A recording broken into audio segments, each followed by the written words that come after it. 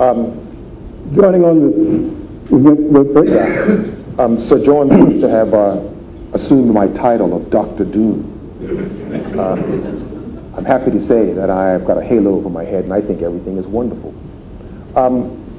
We've been talking about international business being in a tailspin, and I talked about a piece of information, the balance of payments, that I think is a better metric for measuring our economic success than GDP. Well, I'm looking at the balance of payments figures, and when you look under, well, the balance of payments are organized into two major accounts, the current account and the capital account. It's the current account that we're really talking about. And then under the current account, it divides into payments and receipts. Payments is what we pay out to, we're taking a taxi across Manhattan, that constitutes a payment.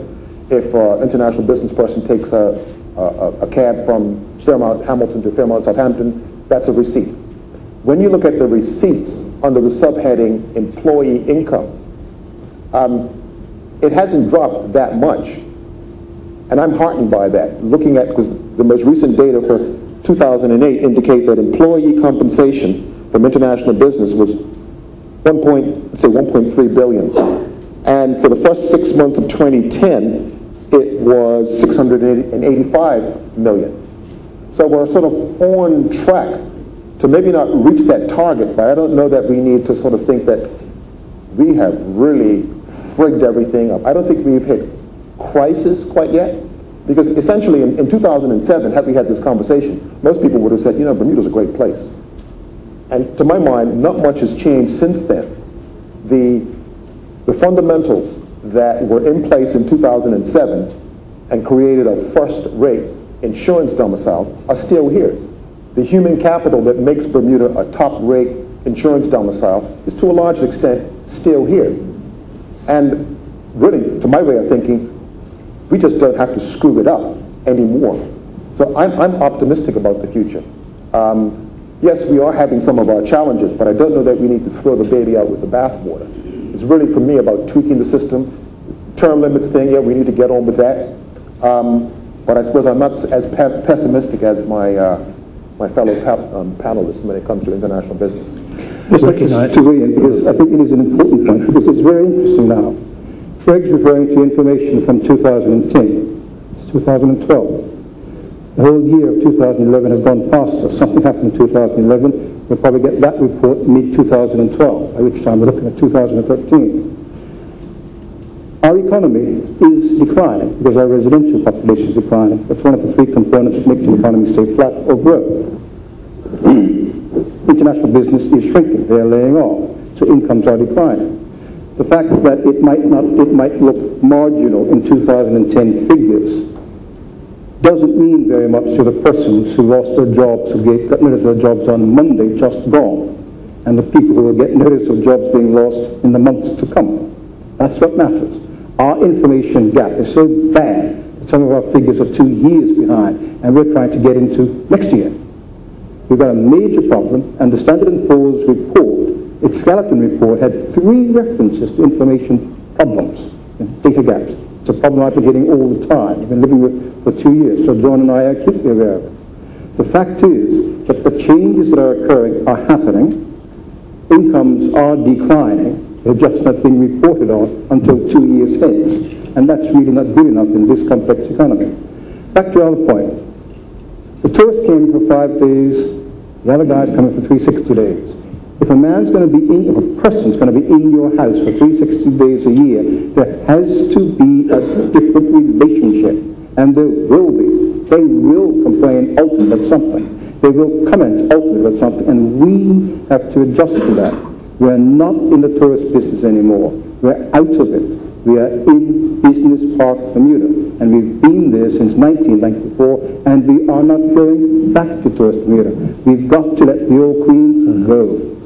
Gentlemen, recognizing that we have overstayed our welcome, I'd like to offer, if you would allow at least one more question. Yeah, one question. Good evening. I'd like to ask, has anyone considered the impact of the U.S. base pulling out of Bermuda had on the overall economy of Bermuda?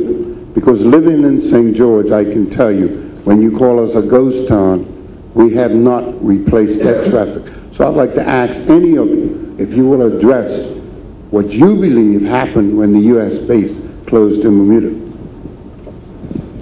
The taxpayer of the United States, country United States, stopped funding our tourist industry. That was thing number one. We were receiving millions of dollars of foreign aid from the taxpayer of the U.S., but nobody was telling the taxpayer that. I recognize that St. George is a ghost town. I was down there before Christmas. Mayor, you and I had words about that. But look carefully, as I do, when you walk around the city of Hamilton. Look carefully at what is open and what is not open. Hamilton is tending towards the ghostliness of St. George's, but it is camouflaged at present. Look at your town as you walk around it. I do it. In fact, if you didn't have as many people working in international companies that leave those offices, come out, and then go back. In fact, most of the offices nowadays serve meals right in the offices. They didn't even come out as much as they used to come out. So you're right, and Craig, I was not trying to be a pessimist. I was trying to be a person who said, pay attention, something is happening that's going to impact on all of us. And before it really does a real severe damage, we all need to address it. And that is what is happening to Bermuda. Maybe because I rent to many international companies, and all I see in those companies I rent to is not any growth, not one growth. I see shrinkage in those companies. So I'm on the ground with those companies, and more importantly, I see the managers of those companies, the top guys, the real decision makers, now living in New York, or living in Switzerland, or living somewhere else. And we become branches. One time we were ACE, and Excel, and Allied World, and all these companies had the top people in Bermuda. They've all left. That's why the nations will fall and impact will, because they're not making decisions about growth, they're making decisions about what we can get out of Bermuda, but not what we're going to do to enhance the atmosphere that we have around us. So we keep thinking that we are a critical mass and people need us. When they've said, if you can't give us what we want, this term work permit thing, they said, whenever we have a problem with immigration, we just simply pack up departments, and with technology, we move, and we just keep what we want in Bermuda for the benefit. That's it. Nothing else. And on that happy note,